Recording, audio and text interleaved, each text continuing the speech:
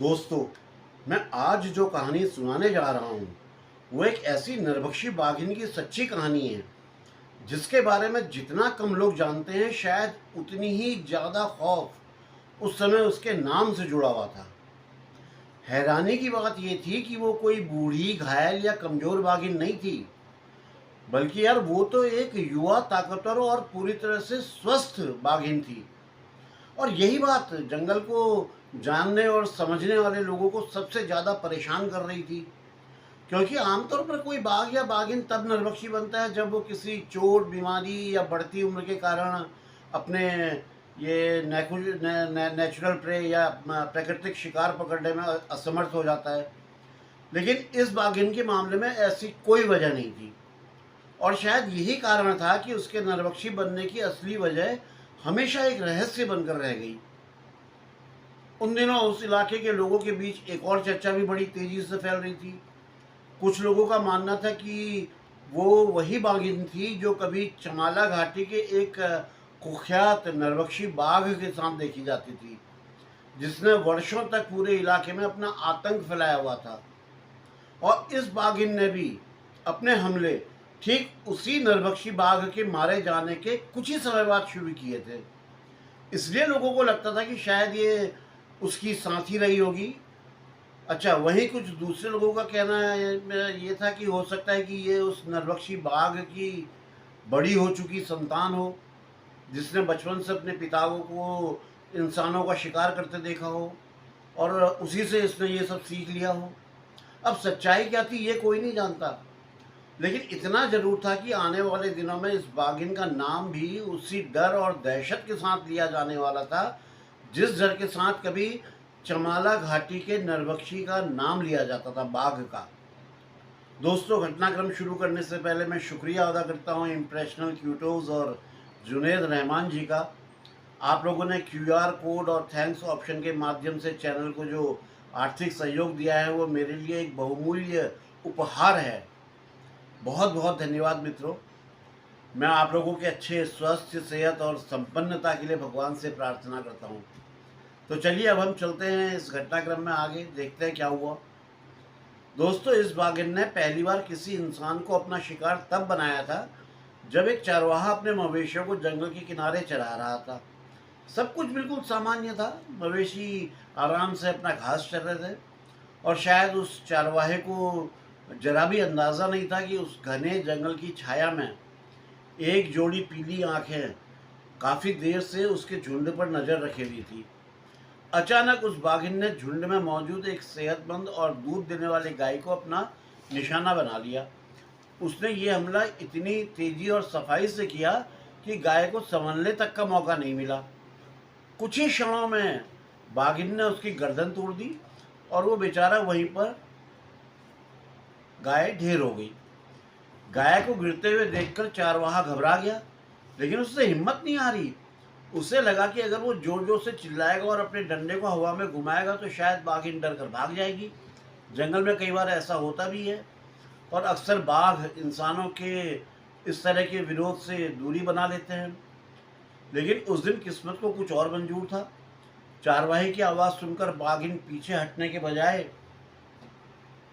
अचानक उसकी ओर मुड़ी और अगले ही पल बिजली जैसी स्पीड से उसकी तरफ झपट पड़ी। दोनों के बीच की जो दूरी थी वो मुश्किल से 20 गज की करीब रही थी, लेकिन वो दूरी बाघिन ने इतनी तेजी से तय की कि चारवाहे को भागने तक का, कुछ संभलने तक का अवसर नहीं मिला। हालांकि उसने अपनी जान बचाने के लिए भागने की कोशिश करी भी होगी, लेकिन तब तक बहुत देर हो चुकी थी। बाघिन ने अपने अगले पंजे से ऐसा भयानक वार किया कि उसके कंधे से लेकर कमर तक की चमड़ी और मांस गहरे चीरे की तरह खुल गया। उसके वार की ताकत इतनी जबरदस्त थी कि वो बेचारा आदमी कई फीट दूर जा गिरा। दर्द और सदमे के कारण कुछ देर के लिए वो बेचारा बेहोश सा हो गया। लेकिन शायद उस दिन उसकी किस्मत अच्छी थी, क्योंकि ये किसी इंसान पर उस बाघिन का पहला हमला था, और शायद उसे लगा कि उसने अपने दुश्मन को पर्याप्त सजा दे दी है। इसलिए वो दोबारा उस पर हमला करने के बजाय वापस उस गाय के पास लौट गई जिसे उसने मारा था, जिसकी गर्दन तोड़ी थी। कुछ देर बाद जब चारवाहे को धीरे धीरे होश आने लगा तो सबसे पहले उसके कानों में जो आवाज़ पड़ी, जानते हो वो क्या थी? वो हड्डियों के टूटने की और चबाए जाने की भयानक आवाज़ थी। लगभग 40 गज की दूरी पर बैठी वो बाघिन आराम से गाय को खा रही थी। उस समय उसकी हालत ऐसी थी, अगर वो जरा सा भी हरकत करता तो वो मौत का कारण बन जाती उसकी जरा सी हरकत। लेकिन सौभाग्य से उसने घबराहट में उठने की कोशिश नहीं की। वो ठीक उसी तरह जमीन पर पड़ा रहा जैसे गिरा था, क्योंकि शायद उसके अंदर कहीं ये समझ बाकी थी कि अगर बाघिन ने उसे हिलते हुए देख लिया तो उसका दूसरा हमला अधूरा नहीं रहेगा, वो पक्का इसे जान से मार देगी। बाद में जब इस चारवाहे ने पूरी घटना सुनाई तो उसने बताया कि उसके जीवन का सबसे लंबा और सबसे भयानक समय वो 1 घंटा था, जब वो जमीन पर औंधे मुंह पड़ा हुआ था। शरीर दर्द से जल रहा था, घाव से लगातार खून बह रहा था और कुछ गज की दूरी पर एक बाघिन आराम से अपना भोजन कर रही थी। बीच बीच में वो खाना छोड़कर अपना सिर उठाती और उसी की तरफ, चारवाहे की तरफ देखने लगती थी। हर बार ऐसा होने पर उस चारवाहे का दिल धड़कना बंद कर देता था। हालत खराब हो जाती थी उसकी, यार अब अटैक करेगी तब करेगी। एक बार तो बाघिन उठकर उसके कुछ कदम करीब भी आ गई थी। उस क्षण तो उसे लगा कि अब उसका अंत जो है भैया बिल्कुल निश्चित है। उसके भीतर चीखने की इच्छा भी, लेकिन डर उसके दिल के अंदर इतना ज़्यादा हावी था कि उसका शरीर जैसे पत्थर का हो गया, गला जाम हो गया। और शायद यही डर उसकी सबसे बड़ी रक्षा कवच साबित हुआ, क्योंकि अगर वो उस समय जरा भी हिलता या आवाज़ करता तो संभवतः अगले ही पल बाघिन उस पर टूट पड़ती। लेकिन कुछ क्षण उसे देखने के बाद बाघिन ने अपना इरादा बदल लिया और वापस गाय के शव की ओर लौट गई। और इस तरह मौत उसके इतने करीब आकर भी उस दिन खाली हाथ लौट गई। भाई, उस दिन मौत के इतने करीब पहुंच जाने के बावजूद उस चारवाहे की किस्मत उसका साथ छोड़ने के लिए तैयार नहीं थी। उसने बताया कि बाघिन के वापस गाय के पास लौट जाने के बाद बाद भी वो जब गाय को खा के चला भी गया वो बाघिन, वो लंबे समय तक बिल्कुल उसी तरह ज़मीन पर पड़ा रहा, क्योंकि उसके अंदर इतनी भी हिम्मत नहीं बची थी कि वो सिर उठाकर ये देख सके कि बाघिन वहाँ है कि चली गई। लगभग 1 घंटे से भी ज़्यादा समय तक वो खूंखार बाघिन उस गाय को खाती रही।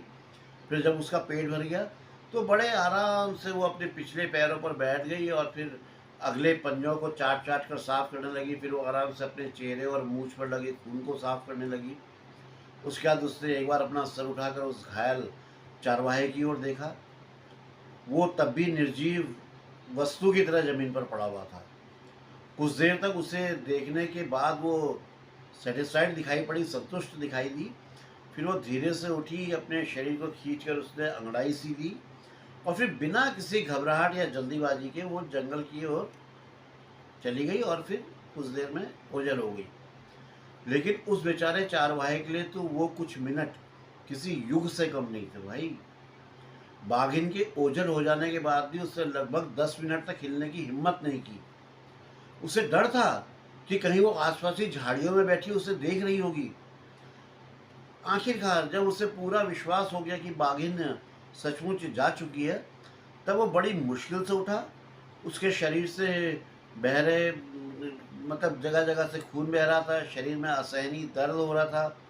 लेकिन उस समय उसके भीतर सिर्फ एक ही इच्छा थी कि वो किसी तरह से अपने घर तक पहुंच जाए। इसलिए वो लड़खड़ाते हुए, गिरते पड़ते और दर्द से कराते हुए गांव की दिशा की ओर भागा। और शायद उसके जीवन की वो उसकी सबसे तेज दौड़ रही होगी। और दोस्तों, इस पूरी घटना का सबसे आश्चर्यजनक पहलू अभी बाकी था। इतने गहरे और भयानक घाव मिलने के बावजूद वो चारवाहा जीवित बच गया। उन दिनों उस इलाके में ना तो कोई हॉस्पिटल था ना कोई डॉक्टर था। उसके घावों का उपचार भी वैसा नहीं हुआ जैसे आज के समय में होता है। फर्स्ट क्लास अपने इंजेक्शन लग जाते हैं, दुनिया भर के एंटीबायोटिक है। तब तो कुछ नहीं था। गांव में एक देसी वैद्य था। उसने कुछ जड़ी बूटियों को पीसकर उस पर गोबर मिलाया और वही लेप उसके घावों पर लगा दिया। सुनने में ये तरीका भले ही अजीब लगे, लेकिन धीरे धीरे उसके घाव भरने लगे भाई। और कुछ महीनों बाद वो लगभग पूरी तरह से ठीक भी हो गया। बाद में कई लोगों का मानना था कि उसके कंधों पर एक मोटी शॉल जो पड़ी हुई थी उसकी वजह से उसकी जान बच गई, क्योंकि बाघिन के पंजों का अधिकांश वार उसी कपड़े पर पड़ा था और उसी के कारण उसके पंजों के नीचे मौजूद जो संक्रमण होता है वो उसके शरीर तक नहीं पहुंच पाया था। अब जो भी रहा होगा, ये घटना मामंडूर रेलवे स्टेशन से लगभग 4 मील की दूरी पर घटी थी। उस इलाके की भौगोलिक बनावट भी बहुत दिलचस्प थी। वहाँ एक ऊंची पथरीली पहाड़ी अचानक लगभग 300 फीट नीचे गिरती थी और उसके नीचे घने जंगलों से घिरी एक छोटी सी घाटी थी, जिसके बीच से एक पतली जलधारा बहती थी, यानी कि एक वाटर बॉडी थी।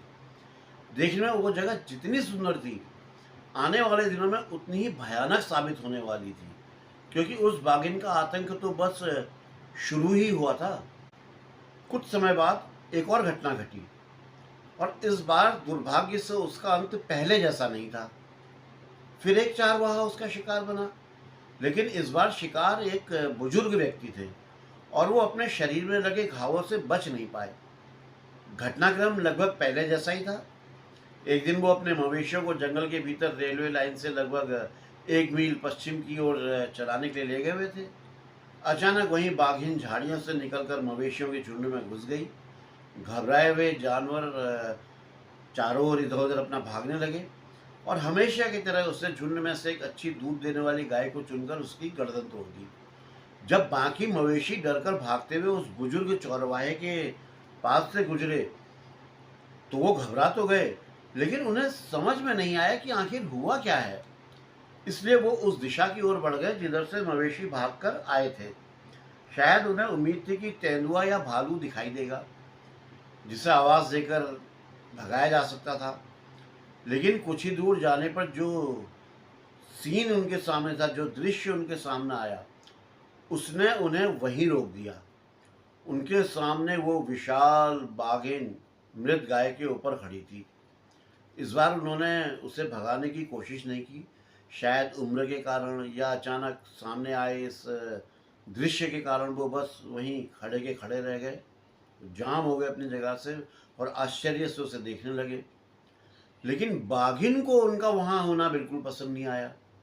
जैसे ही उसकी नज़र उस बुजुर्ग चारवाहे पर पड़ी, उसने बिना किसी चेतावनी के उन पर हमला कर दिया और कुछ ही क्षणों में उसने उन्हें बुरी तरह से घायल कर दिया। उसके पंजों और दांतों के वार इतने गंभीर थे कि वो वहीं जमीन पर गिर पड़े और उठने की हालत में नहीं रहे। हमला करने के बाद बाघिन ने उन्हें वहीं छोड़ दिया, वापस गाय के पास लौटी और फिर गाय के शव को घसीटते हुए झाड़ियों के भीतर लेकर गायब हो गई। उधर जब कई घंटे बीत गए और वो बुजुर्ग चरवाहे वो जनाब वापस नहीं लौटे तो उनके भाई को चिंता होने लगी। जब वो उन्हें खोजते हुए उस दिशा में पहुंचे तो उन्होंने देखा कि मवेशी तो इधर उधर बिखरे हुए हैं, लेकिन उनके भाई कहीं नहीं दिखाई दे रहे हैं। उन्होंने बार बार जोर से उनका नाम लेके पुकारा, लेकिन जंगल की खामोशी के अलावा कोई जवाब नहीं मिला।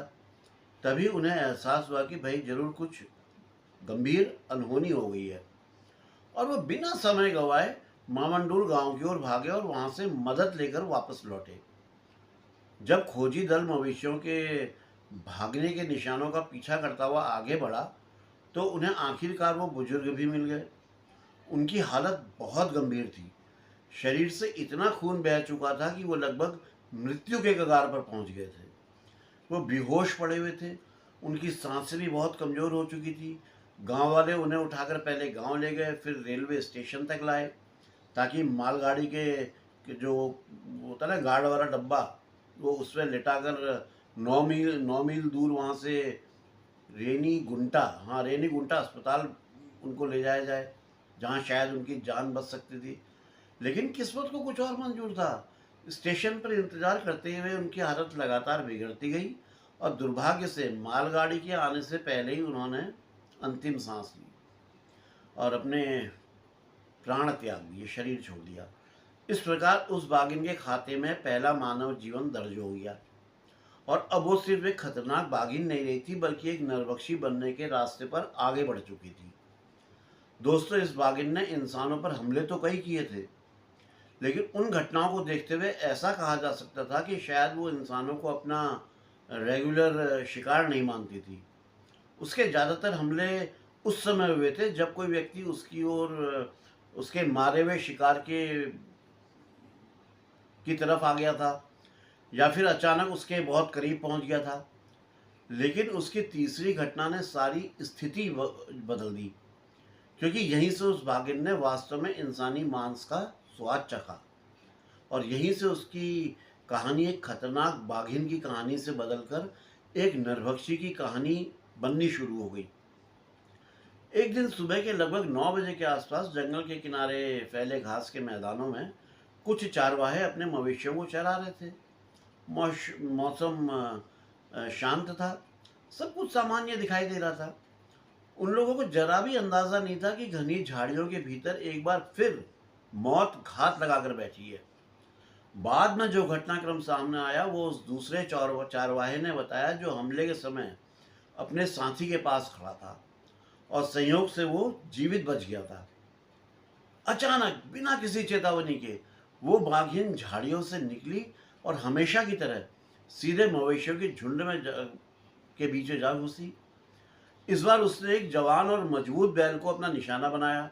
उसने पूरी ताकत के साथ छलांग लगाई और बैल की पीठ पर सवार हो गई, लेकिन शायद इस बार उसका पहला वार उतना सटीक नहीं बैठा जितना वो चाहती थी। बैल तुरंत गिरने के बजाय बुरी तरह से घबरा गया और जान बचाने के लिए पागलों की तरह भागने लगा। उसकी पीठ पर पंजे गड़ाए बाघिन उसको रोकने की कोशिश कर रही थी, जबकि बैल डर और दर्द से बेकाबू होकर उसी दिशा में भाग रहा था जहां ये दोनों चारवाहे खड़े थे। कुछ ही क्षणों में वो भयानक दृश्य इन लोग दोनों के सामने आ पहुंचा। एक और एक विशाल बैल अपनी जान बचाने के लिए भाग रहा था और उसकी पीठ पर एक खूंखार बाघिन सवार थी। ऐसा सीन देखकर किसी का भी साहस जवाब दे सकता है भाई। दोनों चारवाहों की प्रतिक्रिया भी बिल्कुल अलग थी। उनमें से एक ने जैसे ही खतरे को समझा तो वो तो तुरंत मुड़ा और अपनी जान बचाने के लिए उससे दौड़ लगा दी, लेकिन दूसरा व्यक्ति वहीं जाम रह गया, खड़ा का खड़ा रह गया। शायद वो समझ ही नहीं आया कि ये अचानक ये हो क्या गया है, यार ये क्या होने वाला। कुछ वो शून्य हो गया उसका दिमाग। शायद डर ने उसके शरीर को जकड़ लिया था, या शायद वो इतना स्तब्ध था कि उसके पैरों ने उसका साथ छोड़ दिया था। अब जो भी कारण रहा हो वो वहीं पर खड़ा रह गया।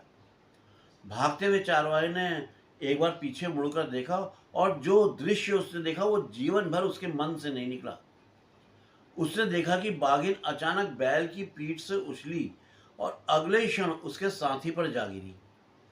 उसके बाद उसने कुछ नहीं देखा। डर ने उस पर पूरी तरह से कब्जा कर लिया था। वो मुड़ा और जितना तेजी से दौड़ सकता था उतना तेजी से जंगल से दूर भागता चला गया। उस समय उसके मन में सिर्फ एक ही विचार था कि वो किसी तरह से भैया अपनी जान बचा ले, अपनी जान बचाए और अपने ठिकाने में पहुंच जाए। जब कई घंटे बाद गांव वालों को घटना की जानकारी मिली तो कुछ लोग डंडे, भाले और पुरानी देसी बंदूक लेकर घटनास्थल पर पहुंचे। लेकिन वहां पहुंचने पर उन्हें एक बात और पता चली। जिस जगह हमला हुआ था वहां घायल चारवाहा कहीं दिखाई नहीं दे रहा था। जमीन पर संघर्ष के निशान तो थे, खून भी था, लेकिन आदमी गायब था। अब किसी को कोई शक नहीं रहा कि उस बाघिन ने उसे अपने साथ बाघिन उसे घसीट कर ले गई। उस समय वहाँ इतने लोग भी नहीं थे कि वो घने जंगल में आगे बढ़ जाते, इसलिए वो वापस गांव लौटे और फिर उन्होंने और अधिक लोगों को जमा किया। लगभग 3 घंटे के बाद एक बहुत बड़ा खोजी दल तैयार हुआ। अब उनकी संख्या करीब 100 लोगों के करीब थी। अब इतने लोग एक साथ होने पर उनके अंदर कुछ हिम्मत हुई, कुछ साहस आया। फिर उन्होंने खून और घसीटे जाने के जो निशान थे उनका पीछा करना शुरू कर दिया। कुछ दूर जाने के बाद वो एक सकरे नाले तक पहुँचे, जिसकी रेतीली ज़मीन पर उन्हें उस बेचारे चारवाहे का शव मिला। उसका शरीर औंधे मुँह पड़ा हुआ था। बाघिन उसके शरीर का कुछ हिस्सा खा चुकी थी। छाती और शरीर के पिछले भाग का मांस गायब था। अब किसी प्रकार का कोई शक नहीं था कि वो कोई साधारण हमला नहीं था, बल्कि बाघिन ने पहली बार किसी इंसान को मारने के बाद उसका मांस खा लिया था। और यही वो क्षण था जहाँ से उसकी नरभक्षी यात्रा वास्तव में शुरू हो गई। उस घटना के बाद अगले 2 महीनों में हालत तेजी से बदलते बिगड़ते चले गए। एक के बाद एक 3 लोग और उस बाघिन का शिकार बने। उनमें से एक चारवाहा था, दूसरा रेनी गुंटा जाने वाली सड़क पर चल रहा एक राहगीर था, और तीसरा एक लंबानी व्यक्ति था जो जंगल में जंगली शहद इकट्ठा करने के लिए गया था। हर नई मौत के साथ उस इलाके में भय और गहरा होता जा रहा था। लोग समझ गए थे कि जंगल में एक ऐसी नरभक्षी बाघिन घूम रही है जो किसी भी समय और किसी भी व्यक्ति को अपना शिकार बना सकती है। धीरे धीरे पूरे क्षेत्र का जीवन बदलने लगा। चारवाहों ने अपने मवेशियों को जंगल में ले जाना बंद कर दिया। शहद इकट्ठा करने वाले लोग जंगल में जाने से डरने लगे। जो रास्ते कभी लोगों की आवाजाही से भरे रहते थे, वो सुनसान पड़ गए। रेनी गुंडा जाने वाले यात्री अब पैदल यात्रा करने की हिम्मत नहीं करते थे। लोग सड़क के बजाय रेलगाड़ी का सहारा लेने लगे, क्योंकि उन्हें लगता था कि लोहे की पटरी पर दौड़ती ट्रेन उस नरभक्षी के आतंक से ज़्यादा सुरक्षित है। उसी दौरान उस जिले के वन अधिकारी लिटिलवुड साहब बाघिन की लगातार बढ़ती घटनाओं से बहुत चिंतित थे।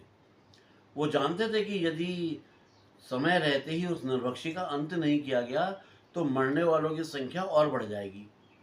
फाइनली उन्होंने एंडरसन साहब को एक पत्र लिखा कि ये कुछ दिनों के लिए मामंडूर के वन विश्राम गृह में आ जाएं और वहीं ठहरें, उस नरभक्षी बाघिन का शिकार करने की कोशिश करें। उस समय एंडरसन साहब के पास 15 दिनों की अपनी छुट्टियां बची हुई थी। तो जैसे ही इन्हें ये प्रस्ताव मिला, इन्होंने बिना देर किए उसे स्वीकार कर लिया और उसी रात ये बेंगलोर से डाकगाड़ी में सवार हुए और अगले दिन कई घंटों की लंबी रेल यात्रा करने के बाद शाम के लगभग 3:30 बजे के आसपास ये मामंडूर के उस छोटे और सुनसान रेलवे स्टेशन में पहुंच गए, जहां से इस खौफनाक नरभक्षी बाघिन के साथ इनका संघर्ष शुरू होने वाला था। इनका आपस में अब शुरू होने वाला था। मामंडूर रेलवे स्टेशन से वन विश्राम गृह की दूरी बहुत ज़्यादा नहीं थी, लगभग 7 फरलांग का रास्ता था और वो भी एक छोटी सी पहाड़ी के ऊपर बना हुआ था। लेकिन सीधे वहां जाने के बजाय एंडरसन साहब ने रास्ते में एक ऐसा काम किया जो इनके शिकार अभियानों का सबसे महत्वपूर्ण हिस्सा हुआ करता था। वन विश्राम गृह तक जाने वाला रास्ता मामंडूर गांव के बीच से होकर गुजरता था, इसलिए ये कुछ समय के लिए वहीं रुक गए और जानबूझकर गांव वालों से बातचीत करने लगे। इनका उद्देश्य सिर्फ अपना परिचय देना नहीं था, बल्कि ये चाहते थे कि पूरे इलाके में जल्द से जल्द ये खबर फैल जाए कि एंडरसन साहब खास तौर पर उस नरभक्षी बाघिन का शिकार करने के लिए आए हैं। जंगलों में उस समय समाचार पत्र, रेडियो या टेलीफोन जैसी सुविधाएं तो थी नहीं, इसलिए खबरें एक व्यक्ति से दूसरे व्यक्ति तक और फिर पूरे इलाके में मुंह जबानी ही फैलती थी। एंडरसन साहब अच्छी तरह जानते थे कि अगर लोगों को इनके आने की जानकारी हो जाएगी तो किसी भी नई घटना, किसी नए हमले या किसी ताज़ा शिकार की खबर सबसे पहले इन्हीं तक पहुंचेगी। और नरभक्षी के खिलाफ लड़ाई में ऐसी जानकारी किसी हथियार से कम महत्वपूर्ण नहीं होती है ना। सबसे ज़रूरी तो जानकारी है। गांव में रुकने के दौरान इन्होंने एक और ज़रूरी व्यवस्था की। नरभक्षी बाघों और बाघिनों के शिकार में अक्सर बेट यानी जीवित चारे का इस्तेमाल करना पड़ता है, ताकि शिकारी को उस जानवर की गतिविधियों का पता चल सके। इसलिए एंडरसन साहब ने 3 जवान भैंसों को खरीद लिया और उसके बाद उन भैंसों की जिम्मेदारी एक वहीं के स्थानीय शिकारी को सौंप दी, जिसका नाम अरोकिया स्वामी था। ये वही व्यक्ति था जिसकी सेवाएं एंडरसन साहब पहले भी अपनी कई मामंडूर यात्राओं में ले चुके थे। जंगल के रास्तों, पानी के स्रोत और जंगली जानवरों की गतिविधियों के बारे में ओरेकिया स्वामी को बहुत सटीक जानकारी रहती थी और उसकी जानकारी इनके लिए बहुत उपयोगी होती थी। कुछ देर बाद एंडरसन साहब वन विश्राम गृह पहुंच गए।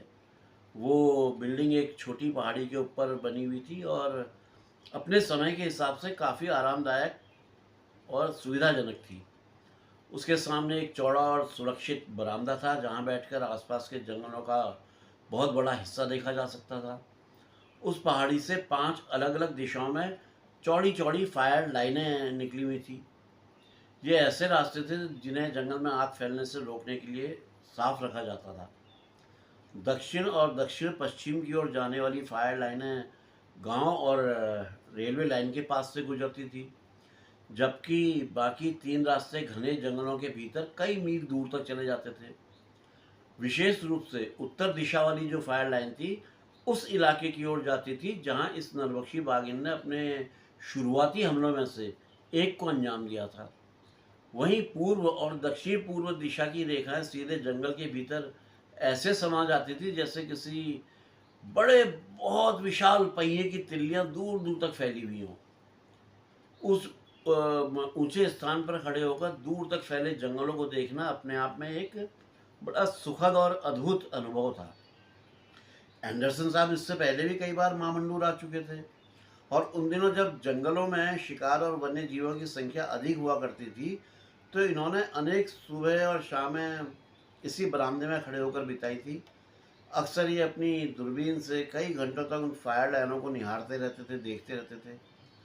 उस समय ऐसा होना बिल्कुल सामान्य बात थी कि अचानक किसी दिशा से साभर हिरणों का कोई झुंड निकल जाए या वो स्पॉटेड डियर एक ओर से दूसरी ओर भागते हुए दिखाई दें या फिर रंग बिरंगे मोर खुले रास्तों को पार करते हुए नजर आए।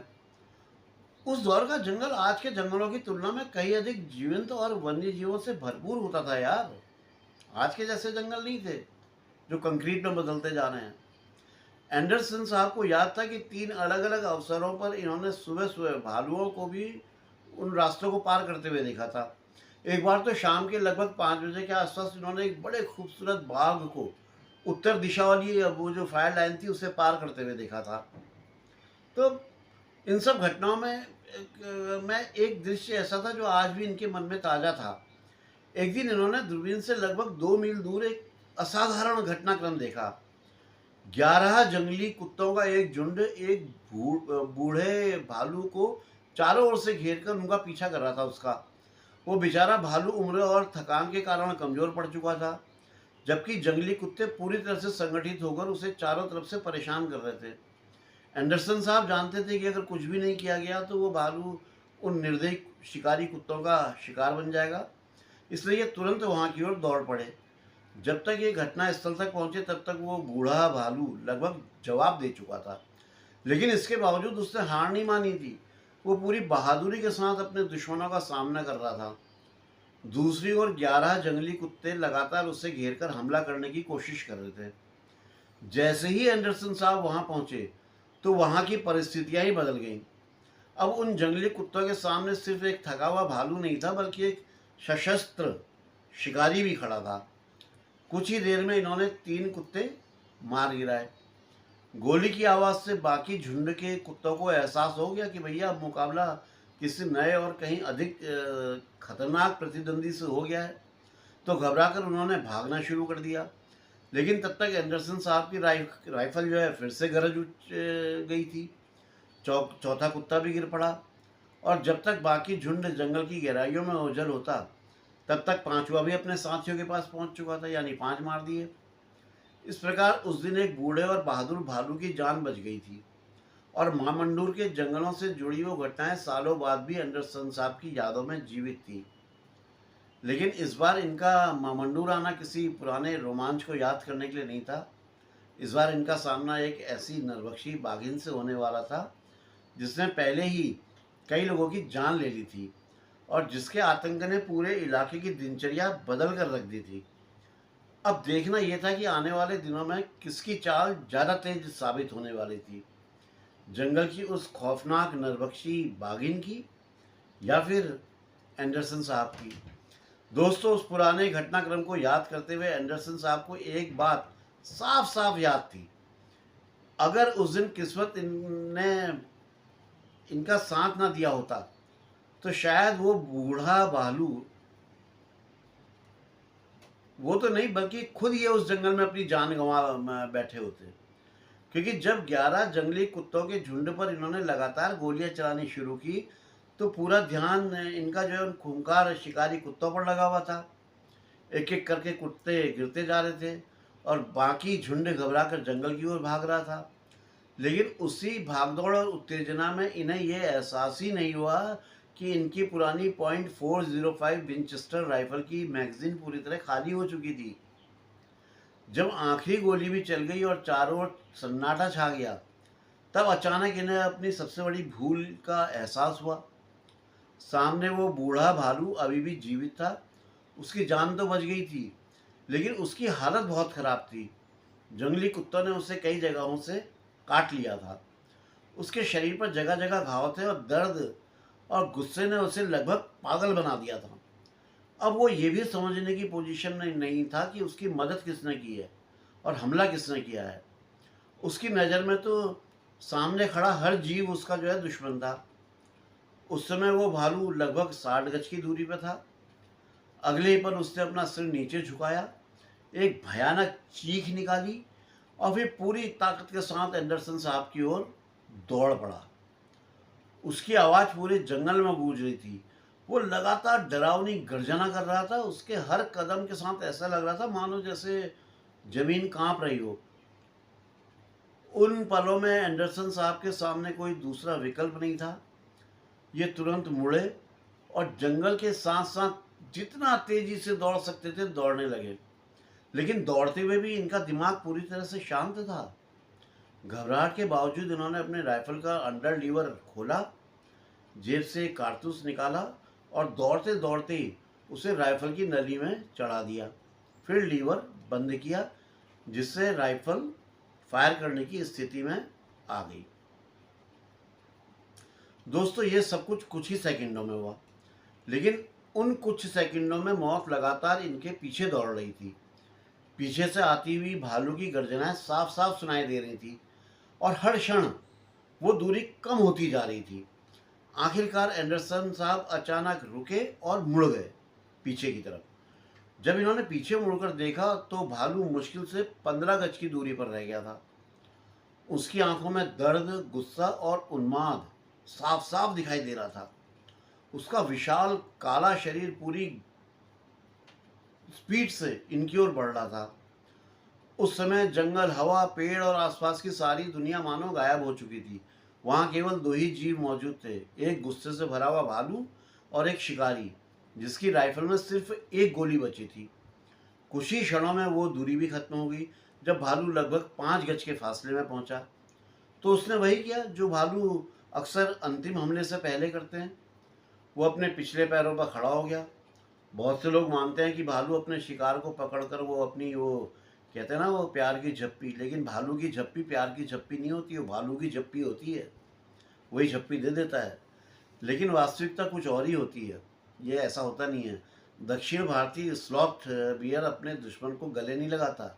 वो पिछले पैरों पर इसलिए खड़ा होता है ताकि अपने 3-3 इंच लंबे भयानक पंजों से सीधे चेहरे पर वार कर सके या फिर अपने शक्तिशाली जबड़ों से सिर और चेहरे को चीर सके। और उस क्षण वही होने वाला था। लेकिन जैसे ही भालू सीधा खड़ा हुआ तो उसके सीने पर बना हुआ वो सफ़ेद रंग का वी होता है ना, वो वी का जो निशान था वो साफ साफ दिखाई देने लगा। एंडरसन साहब ने वर्षों के अनुभव से सीखा हुआ था कि ऐसे मौके बार बार नहीं मिलते। राइफल में केवल एक गोली थी, दूसरी बार निशाना साधने का मौका इनको मिलना ही नहीं था। इसलिए इन्होंने बिना एक पल गवाए ट्रिगर दबा दिया। राइफल गरजी और गोली सीधी उस सफ़ेद वी निशान के निचले हिस्से में जाकर लगी। अगले ही पल वो विशाल भालू आगे की ओर झुका, लड़खड़ाया और फिर धड़ाम से जमीन पर गिर पड़ा। ये सब कुछ इतना तेजी से हुआ कि कुछ क्षणों तक एंडरसन साहब खुद भी स्थिर खड़े रह गए। फिर जब धूल बैठी और दृश्य साफ हुआ तो इन्होंने देखा कि भालू बिल्कुल निश्चल पड़ा हुआ था और इनसे मात्र 2 गज की दूरी पर था। अगर गोली 1 इंच भी इधर उधर चल जाती तो शायद अगले कुछ सेकंडों में परिणाम बिल्कुल अलग होता। बाद में जब इस पूरे घटनाक्रम की गिनती की गई तो पता चला कि जिन 5 जंगली कुत्तों को एंडरसन साहब ने मारा था उनमें से 3 नर थे और 2 मादाएं। उस समय वन विभाग जंगली कुत्तों को हानिकारक मानता था क्योंकि वो बड़ी संख्या में हिरणों और दूसरे वन्य जीवों का शिकार करते थे। इसलिए विभाग ने प्रत्येक मेल कुत्ते के लिए 10 रुपये और हर मादा के लिए 15 रुपये का इनाम रखा हुआ था। और भाई साहब, उस समय के हिसाब से ये रकम बहुत अच्छी मानी जाती थी, कोई कम रकम नहीं होती थी। लेकिन जहाँ तक उस बूढ़े भालू की बात थी, एंडरसन साहब को उसकी मौत का दुख हमेशा रहा। ये तो उसकी जान बचाने के लिए दौड़ते हुए वहाँ पहुँचे थे। वो बूढ़ा भालू न जाने कितने सालों तक जंगल में संघर्ष करता हुआ अब तक जीवित रहा था और शायद उस दिन भी उसकी मौत तय नहीं थी। लेकिन दर्द, डर और गुस्से ने उसे ऐसा निर्णय लेने पर मजबूर कर दिया जिसने उसकी कहानी का अंत लिख दिया। सालों बाद भी एंडरसन साहब कहा करते थे कि उन्हें उस भालू को मारने का बहुत अफसोस था, लेकिन उस समय इनके पास कोई दूसरा रास्ता भी तो नहीं था, क्योंकि अगर ये गोली नहीं चलाते तो शायद इस घटनाक्रम को लिखने के लिए ये जीवित नहीं रहते और ना मैं आपको ये घटनाक्रम सुना रहा होता। दोस्तों, ये सब घटनाएं बहुत पुराने समय की थी। एंडरसन साहब अक्सर कहा करते थे कि मामंडूर का वो छोटा सा जो फॉरेस्ट डार्क बेंगलो है, सिर्फ अपनी स्थिति या आसपास के जंगलों की वजह से ही आकर्षक नहीं था, बल्कि उसकी एक विशेषता और भी थी जो वहाँ ठहरने वाले हर व्यक्ति को हमेशा याद रह जाती थी। वो थी समुद्र की ओर से आने वाली ठंडी हवाएं। अब सुनने में शायद ये बात थोड़ी अजीब लगे, क्योंकि बंगाल की खाड़ी वहाँ से सीधी दूरी में भी लगभग लगभग 75 मील या उससे अधिक दूर थी। इतनी दूरी तय करने के बाद समुद्री हवा वास्तव में कितनी प्रभावी रह सकती है, इस विषय में एंडरसन साहब कोई वैज्ञानिक राय देने का दावा तो नहीं करते थे, लेकिन एक बात ये पूरे विश्वास के साथ कहते थे कि लगभग हर दिन दोपहर के 2 बजे के आसपास वहाँ का वातावरण अचानक बदलने लगता था। सुबह से तपता हुआ जंगल, गर्म हवा से झुलसती धरती और धूप से तपे हुए पत्थर कुछ ही मिनटों में जैसे अपना स्वभाव बदल लेते थे। पूर्व दिशा से आने वाली ठंडी हवा धीरे धीरे पूरे इलाके को छूती हुई उस छोटे से बरामदे तक भी पहुंचती थी, और फिर वही बरामदा जो कुछ मिनटों पहले तक भट्टी जैसा गर्म लगता था, अचानक इतनी सुखद जगह बन जाता था कि वहां बैठकर आंखें बंद करने का मन करने लगता था। लेकिन उस दिन इन्हें उन सब प्राकृतिक सुखों का आनंद लेने का समय बहुत कम मिला, क्योंकि शाम तक इनकी खरीदी हुई भैंसें वहां पहुंच गई थी। जब तक सारी व्यवस्था पूरी हुई तब तक काफ़ी देर हो चुकी थी, इसलिए ये उस पहली शाम केवल एक ही भैंस को जंगल के चारे के रूप में बांध पाए। एंडरसन साहब उसे लेकर उत्तर दिशा वाली फायर लाइन पर लगभग 2 मील भीतर तक गए और एक बड़े घने इमली के पेड़ के नीचे उसे बांध दिया। उस समय तक अंधेरा भी उतरने लगा था। जब ये वापस फॉरेस्ट डाक बेंगलोर पहुंचे तब तक 7 बज गए थे। बाकी दोनों भैंसों को गैराज में रखा गया और रोकिया स्वामी को रसोई घर के पास सोने के लिए कहा गया, ताकि रात में भैंसों की निगरानी भी हो सके। अगली सुबह सूरज निकलने से पहले ये दोनों अपने काम में लग गए। सबसे पहले उस भैंस के पास पहुंचे जिसे पिछली शाम बांधा गया था। सौभाग्य से वो जीवित थी। उसे वहां से खोलकर दोनों उस स्थान तक ले गए जहां उस नरभक्षी बाघिन का पहला हमला हुआ था। वहां एक ऊंची चट्टान के नीचे घास का मैदान था, जिसकी हरी हरी घास दूर दूर तक फैली हुई थी। एंडरसन साहब को लगा कि वो जगह किसी भी शिकारी बाघ को आकर्षित कर सकती है, इसलिए उस भैंस को इन्होंने एक मजबूत पेड़ की जड़ से वहीं पर बांध दिया। उसके बाद दोनों वापस विश्राम गृह लौटे और दूसरी भैंस को लेकर पूर्व दिशा वाली फायर लाइन की ओर निकल गए। कुछ मील चलने के बाद ये लोग उस जगह पर पहुंचे जहां वर्षों पहले एंडरसन साहब का सामना उन जंगली कुत्तों और उस भालू से हुआ था। उस पुराने घटना स्थल को देखते इनके मन में कई पुरानी स्मृतियां फिर से ताज़ा हो गई, लेकिन उस समय भावनाओं के लिए जगह नहीं थी।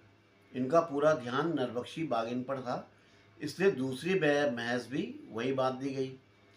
इसके बाद तीसरी और अंतिम भैंस की बारी आई। इस बार इन्हें रेलवे लाइन पार करके जंगल के पश्चिम भाग में जाना था। ये वही इलाका था जहां उस बुजुर्ग चारवाहे को बाघिन ने मार डाला था। उस जगह के आसपास काफ़ी देर तक चेक करने के बाद इन्हें एक सही जगह इन्होंने चुनी और तीसरी भैंस को फिर वहीं टाई कर दिया, वहीं बांध दिया। जब तक ये सारी व्यवस्थाएं पूरी हुई तब तक दोपहर काफ़ी आगे बढ़ चुकी थी। सूरज सिर के ऊपर आग बरसा रहा था। कई मील पैदल चलने और लगातार मेहनत करने के कारण एंडरसन साहब का पूरा शरीर पसीने से लथपथ हो चुका था। फॉरेस्ट रेस्ट हाउस पहुँचकर उन्होंने अपने पसीने से तर जो कपड़े थे उनको उतारा, थोड़ा फ्रेश हुए, भोजन किया और फिर उस बरामदे में बैठ गए जहाँ इन्हें वो समुद्री हवा का इंतज़ार था। और ठीक वैसा ही हुआ जैसा हमेशा होता है। लगभग 2 बजे के आसपास पूर्व दिशा से ठंडी हवा चलनी शुरू हुई। कुछ ही मिनटों में गर्मी की तीव्रता कम होने लगी। जो बरामदा कुछ समय पहले तक तप रहा था, वो अब इतना सुखद लगने लगा कि मानो किसी दूर समुद्री द्वीप के किनारे बैठकर ठंडी हवाओं का आनंद लिया जा रहा हो। जंगल की तपिश, लंबी पैदल यात्राओं की थकान और पूरे दिन की मेहनत धीरे धीरे उस हवा के साथ गायब होने लगी। हर सुबह और शाम एंडरसन साहब तीनों भैंसों को चेक करने के लिए जाते थे, लेकिन पहले 2 दिन तो इन्हें कहीं भी कोई गतिविधि नहीं दिखाई दी। ना कोई पदचिन्ह, ना कोई गर्जना, ना कोई शिकार। ऐसा लग रहा था मानो नरभक्षी बाघिन अचानक उस पूरे क्षेत्र से गायब हो गई हो। तीसरे दिन भी यही स्थिति रही। चौथे दिन भी कुछ नहीं बदला। जंगल शांत ही रहा, असामान्य रूप से शांत। लेकिन अनुभवी शिकारी जानते हैं कि कई बार जंगल का सबसे खतरनाक क्षण वही होता है जब सब कुछ सामान्य दिखाई दे रहा हो। और फिर आया 5वां दिन। उस शाम एक ऐसी दुखद घटना घटी जिसने पूरे मामंडूर क्षेत्र को फिर से दहशत में डाल दिया।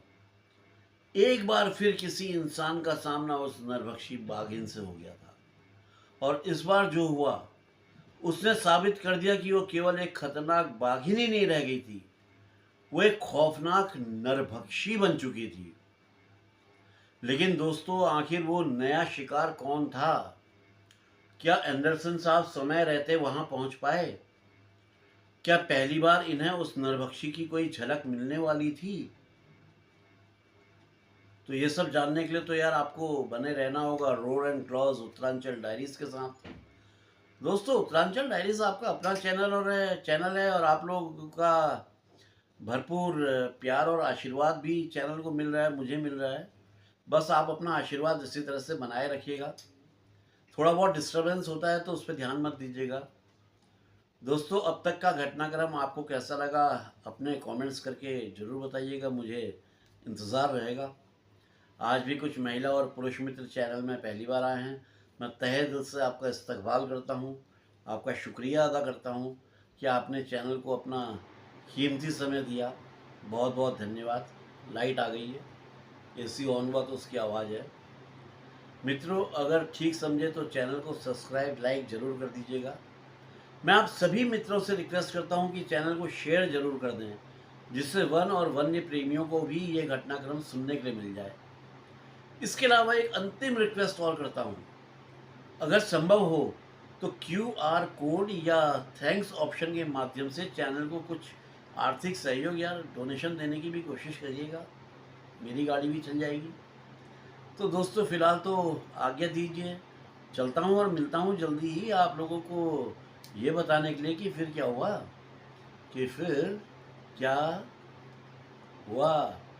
Okay, bye bye. जय बद्री विशाल, जय उत्तराखंड, जय जय जय, जय माँ भारती।